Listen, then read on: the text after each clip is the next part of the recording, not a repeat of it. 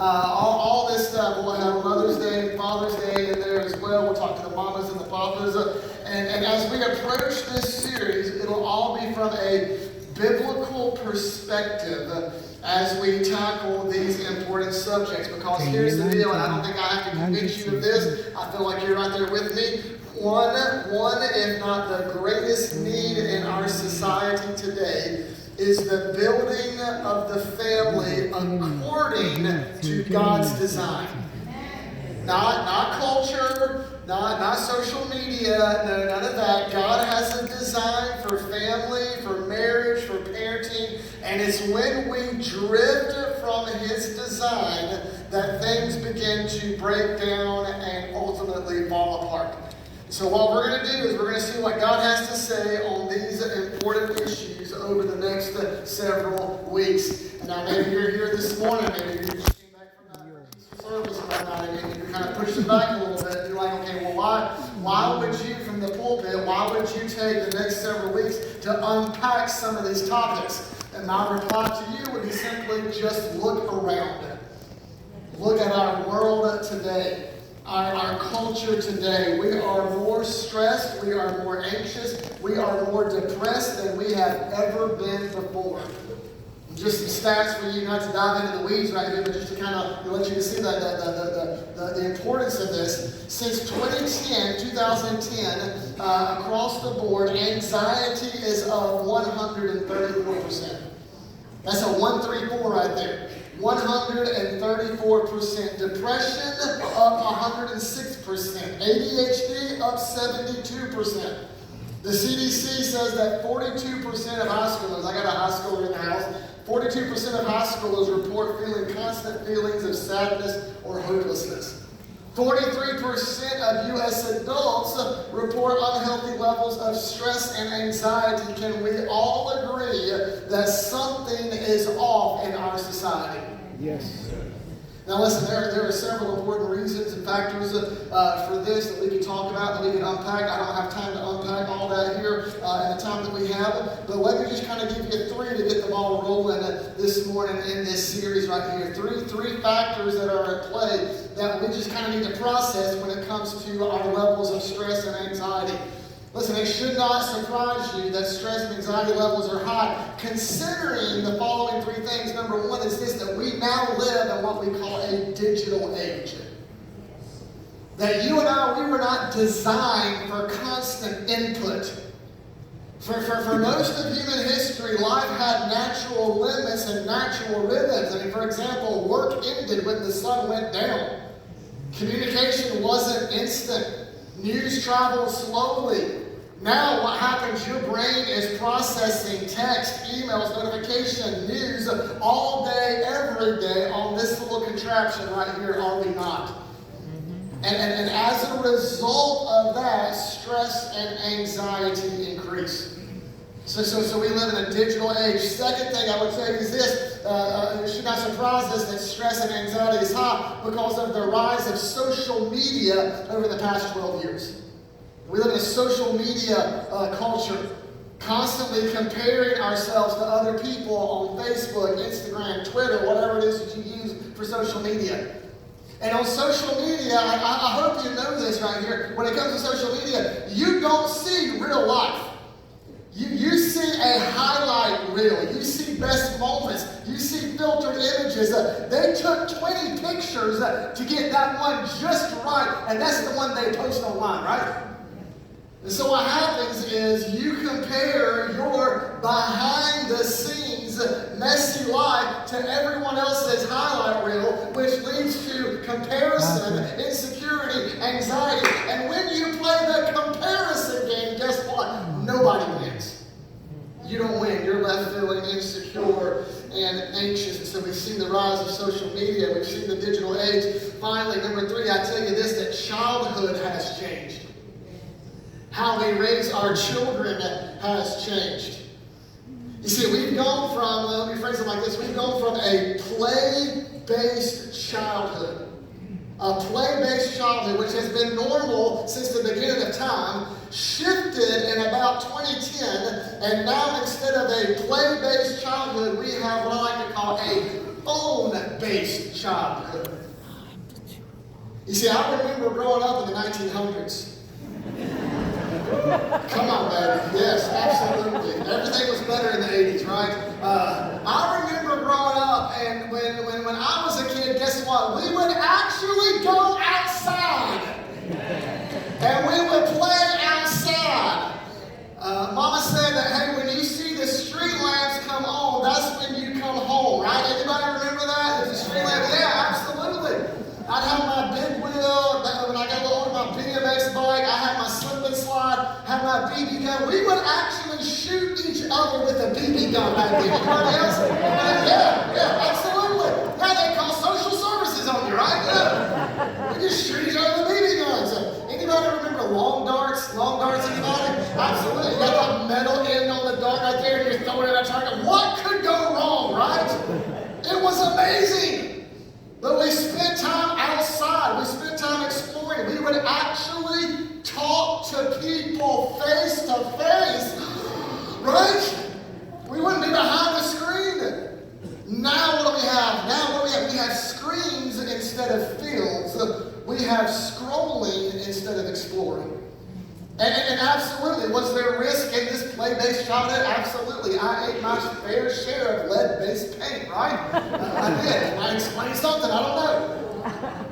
But we did that, and there was risk, but that's okay, because kids learn how to resolve conflict. They learn how to resolve conflict, take risk, overcome failure. They developed resilience. You see, taking risk is one way children overcome anxiety. They climb, they fall, they try again. But now we live in a phone-based childhood where kids, yes, they're protected physically, but they're more anxious than ever emotionally. And I'm not trying to say all this to kind of paint some kind of doom and gloom. The world is ending. No, God is still on the throne. He's still in control. He's still sovereign. But what we have today, constant input, constant comparison, very little real-life resilience. And so the question has to be, what's underneath all of this?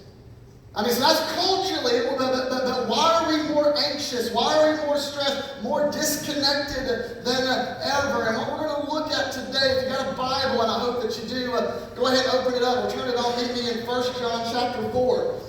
1 John chapter 4, you can find 1 John towards the end of your New Testament, right before Revelation.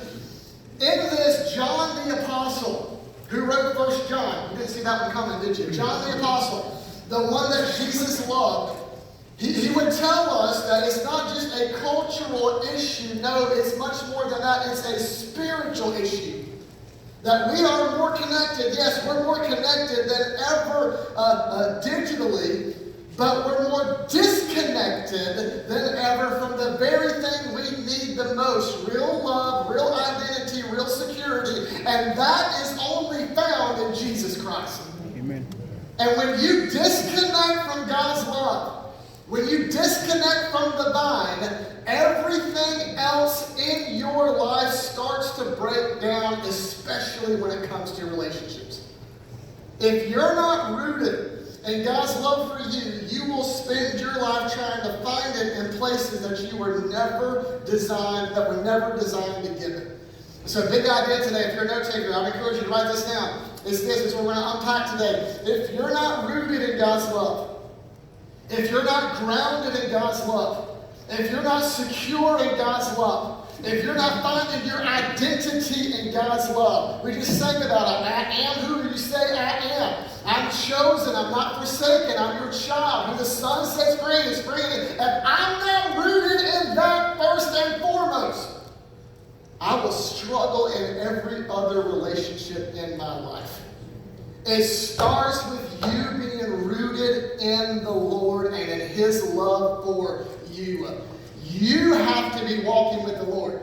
I've told you this before, that your most important relationship in your life is your relationship with your Heavenly Father. And you cannot consistently love others well if you are not anchored in God's love for you. So as we begin this series, what we're going to do, first of all, before we even talk about parenting, before we talk about marriage, before we talk about any other relationship, we're going to talk about you. And to quote the great theologian Michael Jackson, we are going to start with the man in the mirror. I'm asking him to change his ways. And no message, come on somebody, could have been any clearer. If you want to make the world a better place, take a look at yourself and make that change. Don't pretend like you didn't listen to that. Come on. I just listened to Christian music. No, you didn't, all right? I will moonwalk across this stage. Thank you very much, all right? Come on. So God's love has got to flow through you. Before to do that, it has to take root in you. That's why John, in his book, he keeps bringing us back. We love others. Why? Because he first loved us. So let's go right here. We're going to walk through this passage right here. Pick me up verse 7. We're going to go 7 to 21. Walk through it. Make some suggestions or observations along the way, and let God's word speak this morning. Is that good with you? Amen. All right. If you're there, say word. Word. The word of the Lord. 1 John 4:7. Beloved, let us love one another, for love is from God. And whoever loves has been born of God and knows God. Pause right there. Okay, what does John say? What is the sign that you know God? The sign that you know God is that you do what? You love. Starts with an L, ends with an of. What is it? Love. You love one another. For whoever loves has been born of God. Verse 8, anyone who does not love does not know God. Why? Because God is love. Let's say that together. God is love. Now, this is one of the only times where God is identified with one of his attributes. And notice what it doesn't say, y'all. It doesn't say that God is loving, even though he is. It doesn't say that God loves, even though he does. What does it say? It says God is love, right? That means that love is not just something God does. It is who he is. No, don't overread it either on the other side of it. He's not saying that love is God's only attribute, but what it does show you is that love is the core of God's being. Theologians point out that this is possible because God is a Trinity. We sing holy, holy, holy, God in three persons, blessed Trinity. Meaning that God is one being in three persons. And because of that he's one being in three persons, Father, Son, Spirit, he has always existed in a loving relationship with one another. Now, I know at Christmas time we celebrate that Jesus came to earth and all that stuff. That's great. But listen, there's never been a time when Jesus has not been around. He has existed for all eternity. God the Father, all eternity. Holy Spirit, all eternity. And for all eternity, they have existed in a loving relationship with each other. Therefore, God is not just loving. God is love. It's who he is. Now, if you think about that long enough, Trinity, your mind will explode. I get that, right? You're like, well, how does that work? No, you accept that by faith. But this is the nature of God, and it's the foundation of the universe. And so what John is saying right here, he's saying if self-giving, self-sacrificial love is not at the core of our being, if that's not who we are, there's no way God is in us. Why? Because that's who God is. God is love. He goes on, verse 9.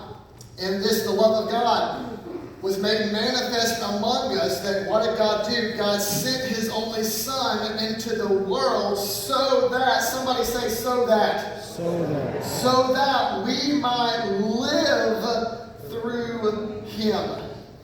Now, John goes to describing God's love, that God's love was not just a feeling or an emotion or some thought. It's more than a feeling, right? No, it's more than that.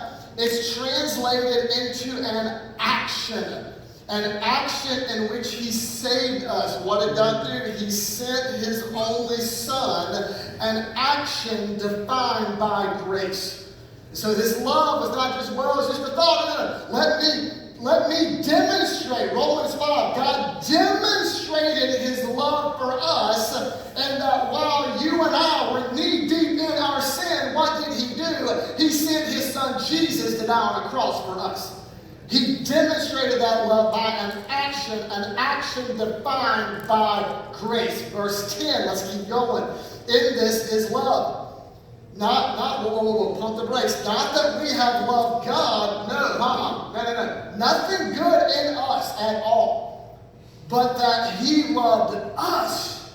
He loved us. He pursued us. He came after us. He pursued us when we were unpursuable. He came after us and sent His Son to be the propitiation for our sins. That's a fun word right there, propitiation. Let's say that together on the count of 3. 1, 2, 3. Propitiation.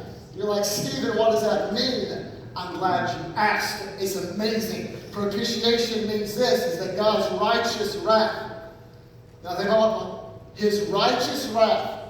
God had every right to pour out His righteous wrath on us for our sin. Did He not? Yes. Say yes. Yes. Yes, He did. He's holy, we're not. That God's righteous wrath against sin, that was satisfied, that was appeased through the sacrifice of Jesus Christ on the cross. Let me break it down like this. We had a real problem. It's called sin, right? And the wages of sin is what? Somebody help me out. It is death, right? The wages of sin is death. All sin and falls short of the glory of God. So you and I, we had a real problem, sin. God, on the other hand, has a real response to our sin. It is called justice and wrath. Somebody has to pay for your sin, y'all. It can either be you or Jesus, but somebody's going to pay for that. Somebody has to appease the wrath of God when it comes to our sin. He's just. He's a just God. There's got to be a payment for our sin. Here's the good news. Jesus stepped in and took that judgment, took that wrath for us in our place on the cross. Amen. So that God's justice, His justice and His wrath is satisfied, is appeased, so that you and I can be forgiven. So in reality, let me break it down. Jesus didn't just forgive you, although yes, that happened. Praise God for that. Praise God for His forgiveness. Jesus also absorbed the very penalty for that sin. That's propitiation. How good is that? Somebody say amen to that. Amen. God did the unthinkable. The Creator God, who created everything, after having been rejected by His creation, who had every right to destroy it all, start all over. Y'all messed it up. I'm going to start from scratch. Y'all gone. He could have done that very thing, chose instead, out of compassion, to take on the penalty for our sin and to suffer in our place. A king dying for unrepentant traitors. A creator dying for his creation. A betrayed lover offering himself as a sacrifice for the betrayer. Would any of us have done that? And God, He wasn't obligated to do it. He didn't have to do it. He didn't need to do it. He chose to do it. He didn't need us. He didn't need anything, but He wanted us. I love how the writer of Hebrews puts it when he talks about Jesus. He says this, he says, for the joy that was set before Jesus, what did He do? He endured the cross. And I'm thinking, okay, what would Jesus get on the other side of the cross that He did not have before the cross? And the answer is a relationship with you and me. That He endured the cross so that He could be in a relationship with us. So the defining characteristic of God is love. The defining characteristic of God is love. And the defining quality of God's love is the grace that He has shown you and I in the person and work of Jesus Christ on the cross. And so this is where we have to pause for a minute, okay? We got to take a deep breath. We don't just rush past this right here. God is love. The love of God. The love of God is His defining characteristic, and the quality of that is His grace that He has shown us. That's one of those things, brothers and sisters, that you need to sit in and you need to meditate on a regular basis. His love for you. Because before you can love other people well, you got to be rooted in the love that God has for you. And so you need to carve out some time and just spend some time meditating, thinking, praising, worshiping, being grateful, marinating in the love that God has for you until it permeates all of your being. People say, God loves me. Give me something better than that. There is nothing better than the love that God has for you in Christ Jesus. Nothing. Come on, let's go deep. No, there's nothing deeper than the love that God has for you in Christ Jesus. And so you gotta think on that, dwell on that, abide in that, meditate, marinate until it permeates all of you and transforms you from the inside out. It makes you the person that God has called and saved you to be. It's the love of God. God is love. Charles Spurgeon said that there is one subject that he can always speak on, always preach on, but he always felt utterly incapable of it. That topic was the love of God.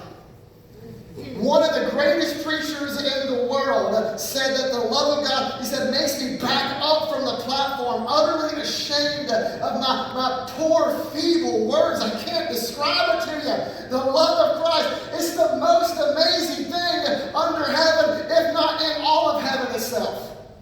It's undeniable. Martin Luther, the great reformer, he said in essence that if we truly understood the love of God, if we could truly wrap our finite minds around the love of God, it would be overwhelming to the point of death. We couldn't handle it. And the reason we don't experience more of it is because our hearts are too dull to take it in.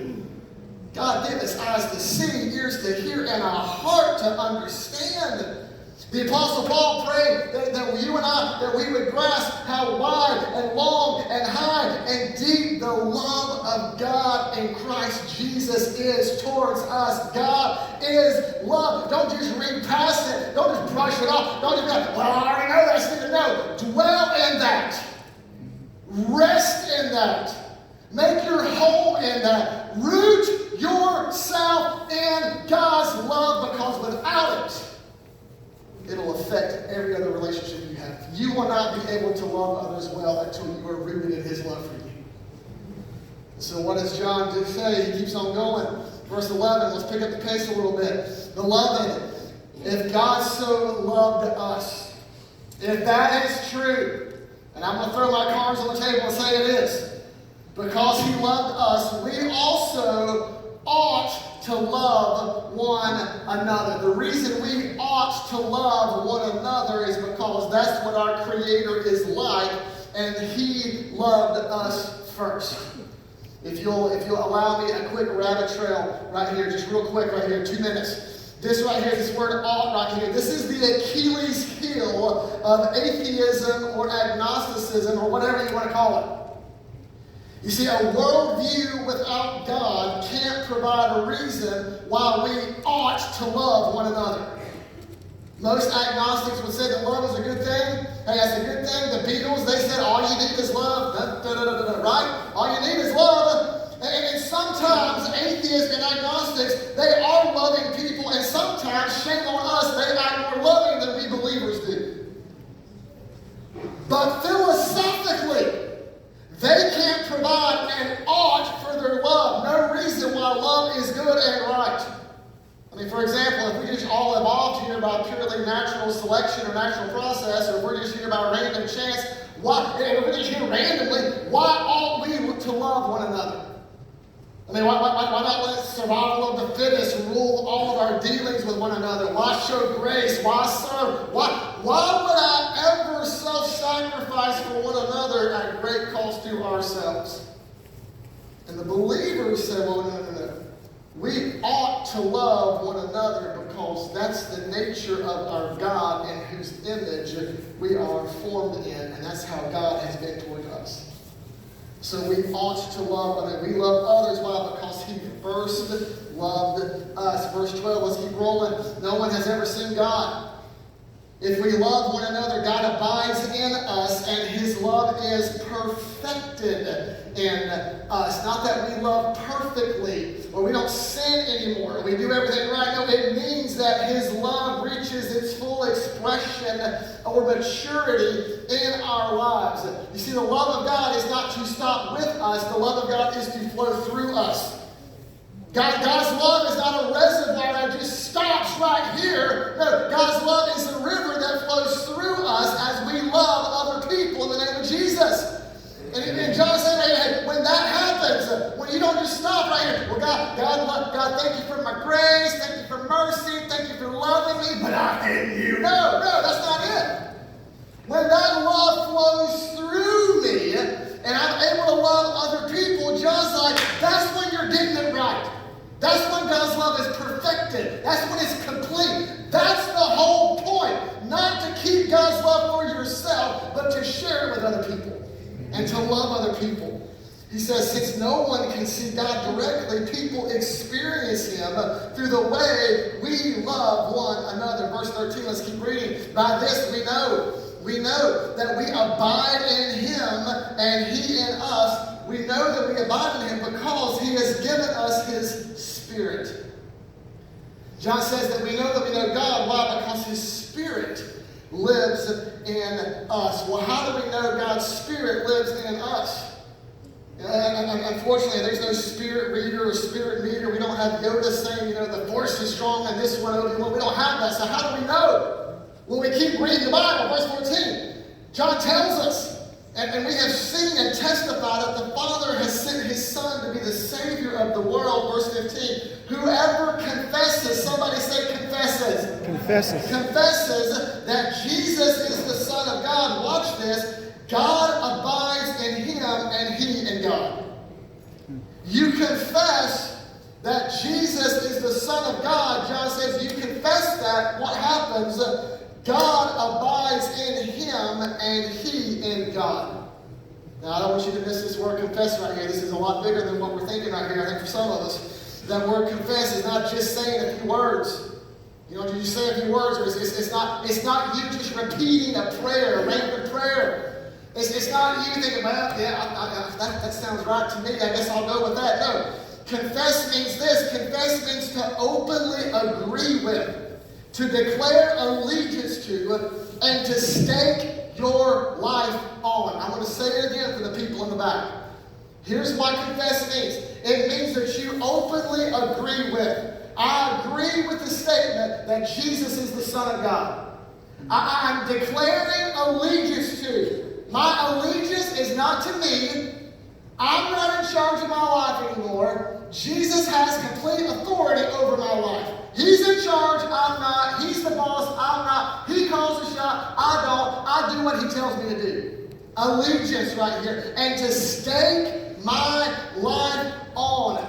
That I am staking my life, my hope for forgiveness of sins, my hope for a home in heaven does not rest in me. It doesn't rest in my good works. It doesn't rest in what I can do. It doesn't rest in my religion.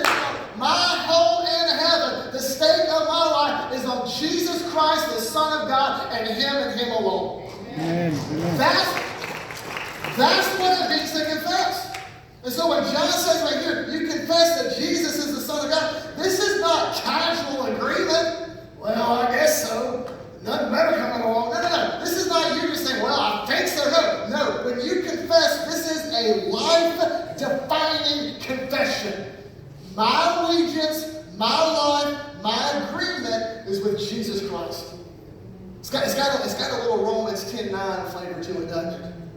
That if we confess with our mouth, confess that Jesus is Lord, believe in our heart that God raised Him from the dead, what is it? We will be saved. And so you are confessing that Jesus is divine, sent by the Father, the Savior of the world, died on the cross, rose from the grave, conquered sin, death, hell, Satan forever, and that He has authority over my life. And when you truly confess and believe, what does John say? John said, God comes and He dwells in you. You see the end of verse 15? God abides in Him and He in God. That's a beautiful place to be, y'all. I'm in God, God is in me. I'm in God, I'm hidden in Him. I am complete in Him, and God, His Holy Spirit is in me. I'm in Christ, Christ is in me. I'm in Christ, Christ is in me. There's security in that. There's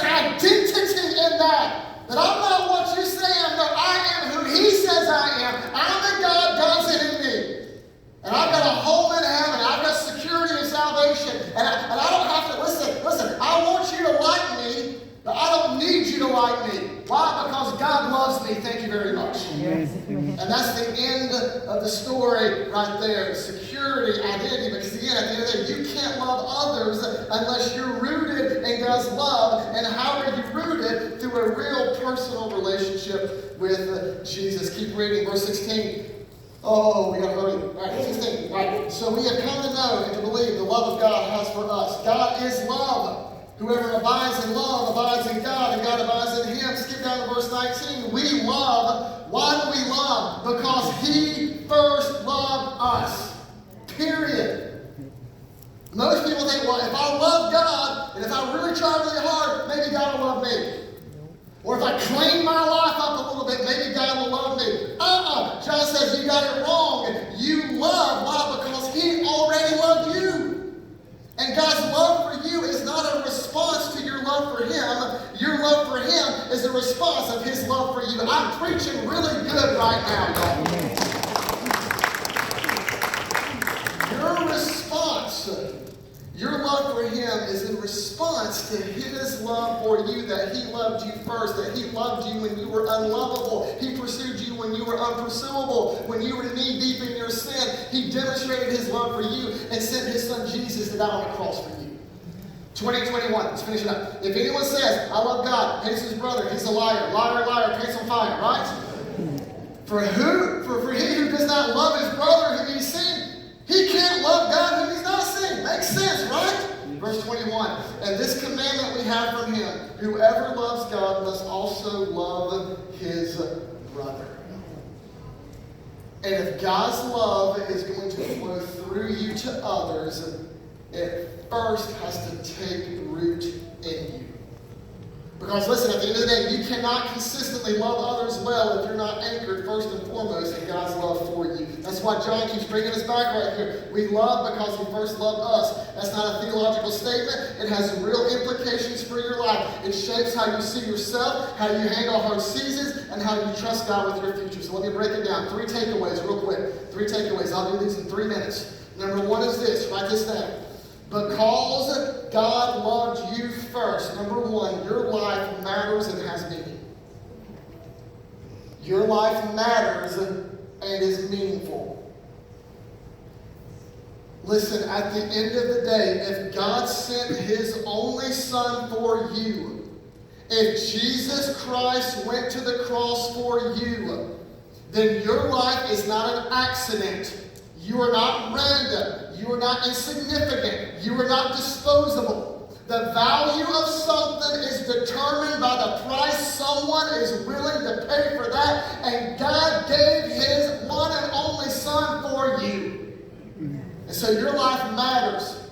Your life has meaning. The cross has settled that once and for all. I love how Peter puts it in 1 Peter 1:18. He says this, knowing that you were ransomed for the futile ways inherited by your forefathers. Ransom meaning that you were a slave to sin, and God purchased your freedom. He brought you out of that slavery. He brought you out of that sin. But he did this not with perishable things such as silver or gold. Verse 19, what did he do? But with the precious blood of Jesus Christ, like that of a lamb without blemish or spot. That's what you've been bought with. The precious blood of Jesus. And so listen, the creator of the universe he didn't just make you, no, he wanted you for himself. And until that truth sinks down deep, until you wrap your mind around that, like I said earlier, until you meditate on that, marinate on that, make your home in that, dwell in the love of God that he has for you in Christ, you will spend your life chasing approval, needing validation, and you will constantly look to other people to give you the value and worth that only God can give you. You will look to the creation to do for you what only the Creator can do for you.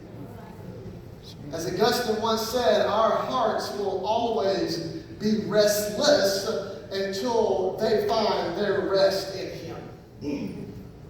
Or as the band U2 used to say, you still haven't found what I'm looking for. Still haven't found. I've climbed the highest mountain, still haven't found what I'm looking for. The deepest sea, still haven't. I haven't. And as long as you look this way, before you look this way, you will still keep looking for what you still haven't found what you're looking for. That's true. Christianity is vertical before it is horizontal. Love God, rooted in Him. Number 2, write this one down. It's normal to go through seasons of discouragement. It's normal. Just think it through as we're going to dive into relationships and marriage and parenting. It's normal to go through seasons of discouragement. Some of you hear this talk about love right here. Love. And you're like, well, if it's all about love, then why don't I feel any love right now? Why don't I feel it? Why do I feel distant? Why am I always feel like I'm struggling? Listen, if you're walking through a difficult season right now, that doesn't mean God is absent. It means that you are human. And that we live in a fallen world. Even the giants of the faith like David and Elijah and Moses and Peter, even the Apostle Paul, they cried out in despair. Write this down, discouragement. Discouragement is a season. It is not who you are. It's not your identity. You may be walking through the valley of the shadow of death right now. That is a season. That does not define you. What God says about you, that is what defines you. And in those seasons of discouragement, in those seasons of the valley of the shadow of death, I'm not telling you got to manufacture love. I'm not telling you got to fake it till you make it. What I'm telling you is return to your first love, the one who loved you first, Jesus Christ. Amen. And you keep your eyes on Him. Because everything is a season. It's like a cyclical season. I love how Solomon put it in Ecclesiastes chapter 3. Solomon, another great song right here from the Birds. To everything, turn. For everything, there's a season. There's a time for every matter under heaven. A time to be born, a time to die, a time to plant, a time to pluck, a time to kill, a time to heal, a time to break down, a time to build up, a time to weep, a time to laugh, a time to mourn, and baby, a time to dance. It's a season. It's a season. Don't live in your discouragement. Don't live in the bitter barn. Get out of the bitter barn and play in the hay. And realize who you are in Christ. Listen, as we talk about marriages, every marriage goes through hard times. People look at me and Samantha and say, well, Stephen, because you're a pastor and you got a beautiful wife, y'all don't ever fight, do you? Y'all don't even know what was going on at my house last night, right? Absolutely. And to quote the great theologian Garth Brooks, sometimes we fight just so we can make up, baby. Come on. That's all I'm going to say about that, all right? But you got two selfish sinners living under the same roof in the process of their own sanctification. Then you throw a couple of crumb snatchers in there, evil crumb snatchers. What could go wrong, right? You're going to have some fights. You're going to have some arguments. You're going to have some hard times. I love what Jesus said in John 16. Come on. I have said these things to you that in me, you find the peace in me. It's in a relationship with me. In this world, you might, you will have tribulation, but take heart, because I have overcome this world. Amen. You keep your eyes on Jesus. You stay rooted in God's love for you. And as you stay rooted in that love for you, it will flow through you. Last one, number three. Let's go home on this one. God's plan for you is best. His plan for you is best. Because just think about the progression right here, y'all. Think about what we've talked about. If God's love is truly what John says it is, it's a self-giving, sacrificial, relentless, pursuing love, then at the end of the day, y'all, you can trust Him. You can trust the Lord. Even when it doesn't make sense, even when times are hard, when relationships are, even when loving other people feels absolutely impossible. I can't do it. Even in the midst of all that. Why? Because the same God who sent His Son for you will not leave you or forsake you. And He's not going to lead you to a place that you don't need to go. His plans are not just good, they're also loving. One of my favorite verses, if you're looking for a good verse to memorize, here's a good one right here, Proverbs 3, 5, and 6. Solomon says, trust in the Lord with all your heart. All your heart. Trust Him. And don't lean on your own understanding. Why? Because your own understanding is limited. I've told you this before. We see a snapshot God's painting on a canvas. He sees the whole thing. We see the here and now. God sees the whole big picture right here. We're finite. He's infinite. We're small. He's big. We have limited knowledge. He's all-knowing. Amen. So I don't lean on what I can see. I don't lean on my orders. I lean right here. I lean on Him. Verse 6, in all of your ways you acknowledge Him. The Hebrew word acknowledge is the Hebrew word yadai, which means to know. In all my ways, know Him, pursue Him, be with Him, stay rooted in Him. In all your ways, acknowledge Him, and the promise is that He will make straight your paths. He'll lead you. He'll guide you. He will direct your path. And so here's what this means for us when you begin to understand that your life has meaning, identity. I am who you say I am. I am chosen, not forsaken. I am who you say I am, God. Amen. That's my identity. When you accept that struggles and discouragement, they're part of the journey. That's reality. We live in a fallen world. This is not our home. Our home is waiting for us in heaven. And that I can trust God's plan, that He's faithful, that He's good, that He's loving. When I start to understand that, something starts to shift in me. Something starts to change in me. Because here's the truth. This world is full of people trying to be loved. Everybody wants to be loved. This world is full of people trying to prove themselves. This world is full of people trying to fill something that feels empty on the inside. And John's like, listen, hey, you don't have to live that way. Because you are loved in Christ Jesus. Oh. You are fully known and fully loved. He knows everything about you. He knows your mistakes. He knows where you blew it. He knows where you screwed up. Fully known and fully loved. Still fully loved. Nothing can separate you from the love of God. And when that truth finally settles in your heart for the first time, you become someone who doesn't just need love, you become someone who can give love. And that, oh, come on, that's good. I like it, that's good. And that is when John would say His love is perfected in you. Because I am settled. I am rooted in the love that God has for me. Therefore, my identity is not on what you think about me. I want you to like me, but I don't need you to. My identity is not on what other people say about me. My security doesn't come from the things of this world. My identity and security is grounded in God's love for me. And that frees me up to love you well. To be the father, the mother, the husband, the wife, the grandparent, the friend, the co-worker, whatever that God has called and saved me to be. What did Jesus say when He was questioned? What's the greatest commandment? Love God, love others. Christianity is always vertical before it's ever horizontal. So let's settle this today. Be rooted in the love that God has for you. And allow that to transform, to stir up inside of you so that you can love other people well. So Father, oh man, it's been good to be in your house today. Thank you for your word that's alive and active. And God, I pray for my brothers and sisters in the room today, Lord, that you would help us. Help us to take this to heart.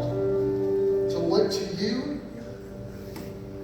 To stay grounded in you. To be rooted in you. To not look horizontally before we look vertically to you. Help us to make our home in